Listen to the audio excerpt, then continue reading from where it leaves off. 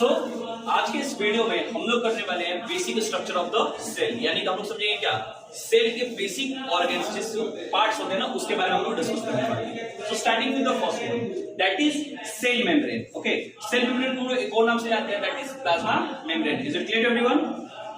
Okay, now अब what is cell membrane? This is a question ना कि cell membrane होता क्या है। सेल मेम्ब्रेन क्या होता है? It is thin sheet of skin which protects the cell and gives shape to the cell. ये क्या होता है? एक थिन शीट की तरह, शीट समझते हैं ना आपको क्या होता है? बिल्कुल ये लेमन की परत की तरह होता है of the skin which protects cell and gives shape to the cell. ये सेल को प्रोटेक्ट भी करता है और सेल को शेप भी प्रोवाइड करता है। यानी कि हमने जो डिस्कस किया था कि सेल के बहुत सारे शेप होते हैं, अलग अलग से मसल शेप, नर्व शेप, ये जो अलग अलग सेल होते हैं इनको शेप प्रोवाइड करने का काम कौन करता है? ये cell membrane. Is it clear? Okay, now अब अगर हम लोग बात करें तो it has tiny pores. You know what is the meaning of pores? Small holes, उसको कहते हैं pores. It has tiny pores and it controls the movement of the substances into the cell and outside of the cell. यानी cell के अंदर कौन सा substance जाएगा और सेल के बाहर कौन सा सब्सटेंस जाएगा, इसको कौन कंट्रोल करता है? Obviously this one, that is cell membrane. Now here is the question ना कि सेल के अंदर क्या जाएगा और सेल के बाहर क्या जाएगा, है ना? चलो उसको भी क्लियर कर लेते हैं। ग्लूकोज, ऑक्सीजन जो यूजफुल चीजें हैं जिससे सेल को एनर्जी मिलेगी, ठीक है, टू वर्क, टू फंक्शन, तो वो सेल के अंदर जाएगा। किसकी मदद से जाएगा? सेल मेम्ब्रेन या प्लाज्मा मेम्ब्रेन की मदद से। याद रहेगा ना? नेक्स्ट थिंग इज जो वेस्ट प्रोडक्ट होगा जैसे कार्बन डाइऑक्साइड, उसका सेल कुछ करता नहीं है तो वो क्या होगा? वो सेल से बाहर निकल जाएगा। तो उसको बाहर निकालने का कौन करेगा? Plasma membrane. मींस कि सेल की यूजफुल चीजें और वेस्टफुल चीजें, यानी कि यूजफुल जो उसके अंदर जाएगा, वेस्टफुल जो उसके बाहर निकलेगा, इस एक्टिविटी को कंट्रोल करने वाला कौन होता है? हमारा cell membrane, so called plasma membrane. Is it clear to everyone? Now moving to the next one, it also separates the cell from one another and from surrounding medium.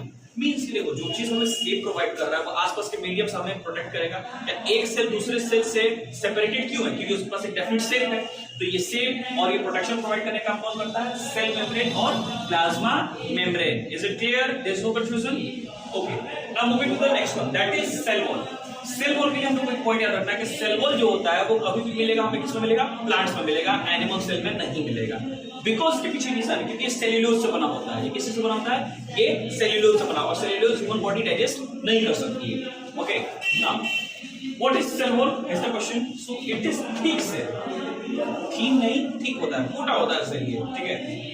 Outside the cell membrane, यानी ठीक इसके बाहर में होता है। जैसे shape provide किया ना, उसको बाहर से जो प्रोटेक्शन देने का काम करता है सेल मेम्ब्रेन को, जो डेफिनेट शेप में रहता है वो कौन सा होता है? हमारा सेल वॉल होता है। Okay, it is made up of tough material called cellulose. ये किससे से बना होता है? काफी टफ मटेरियल सेल्यूलोज से बना होता है। अब जैसे मैंने पहले भी डिस्कस किया था कि सेल्यूलोज क्या होता है?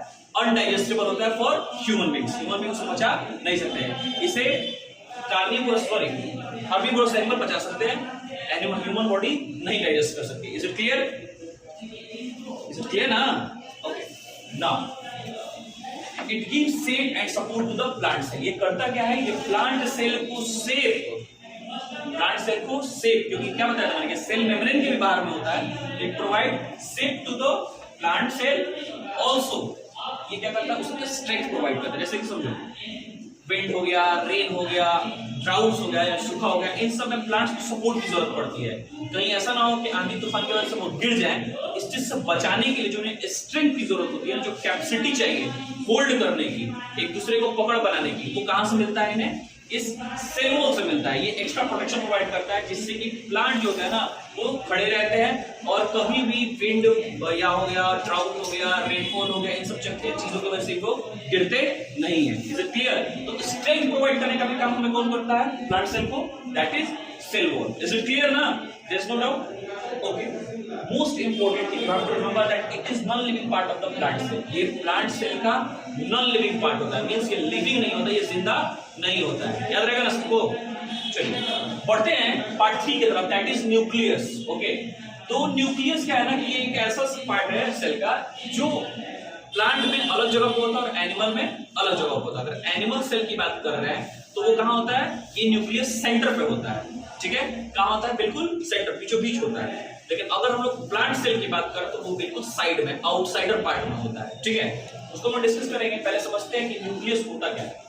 So it is large spherical organelle present in all cell and control all the activity of the cell. Means समझो सेल की सारी एक्टिविटीज, ठीक है, एनर्जी यूटिलाइज करना, वेस्ट मटेरियल को बाहर निकालना, ठीक है, फंक्शनिंग करना, इसको कंट्रोल करने वाला कौन होता है हमारा? That is nucleus. Is it clear? Okay, now moving to the next one. That is कि in animal cells, as I discuss, मैंने बताया था कि एनिमल सेल में ये कहां होता है? सेंटर पे होता है, बीचों बीच पे होता है. और वही प्लांट सेल में ये कहां होता है? Periphery, near the edge. Periphery का मतलब क्या होता है? नियर द एज, किनारे के पास होता है. Now it is separated from cytoplasm by a membrane called nuclear membrane. ये साइटोप्लाज्म से सेपरेट होता है किस चीज से? एक मेम्ब्रेन की वजह से, जिसको हम कहते हैं न्यूक्लियर मेम्ब्रेन. अब यहां से न्यूक्लियर मेम्ब्रेन को भी समझना. न्यूक्लियर मेम्ब्रेन क्या होता है? तो न्यूक्लियर मेम्ब्रेन में भी क्या होता है? टीनी पोर्स होते हैं. टीनी पोर्स मतलब ना छोटे-छोटे होल्स होते हैं. क्या होते हैं? छोटे-छोटे होल्स होते हैं, tiny pores, and filled with dense nucleoplasm. ये किस चीज से भरा रहता है? काफी डेंसी मटेरियल होता है, दैट इज न्यूक्लियोप्लाज्म. और ये करता क्या है? Which contains tiny round structure called nucleus. Nucleus, okay.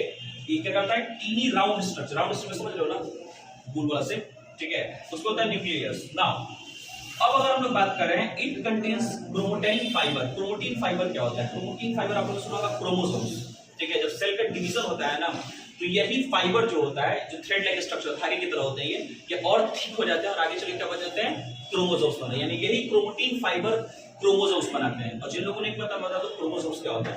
Chromosomes वो थ्रेड लाइक स्ट्रक्चर होते हैं जो जीन्स को कैरी करते हैं, जो इंफॉर्मेशन को कैरी करते हैं from mother father to their young one. यानी होने वाले बच्चे में जो हैबिट्स जाते हैं ना, या कह सकते हैं कि कलर हो गया, आई कलर हो गया, ईयर लॉक हो गया, हेयर स्टाइल हो गया, हाइट हो गया, ये सब चीज कहां से कैरी होता है? ट्रांसफर होता है with the help of chromosomes which carries the genes, ठीक है. यानी कि होने वाले बच्चे में जो आदतें होंगी या होने वाला बच्चा कैसा दिखेगा, ये इंफॉर्मेशन किसके थ्रू ट्रांसफर होता है?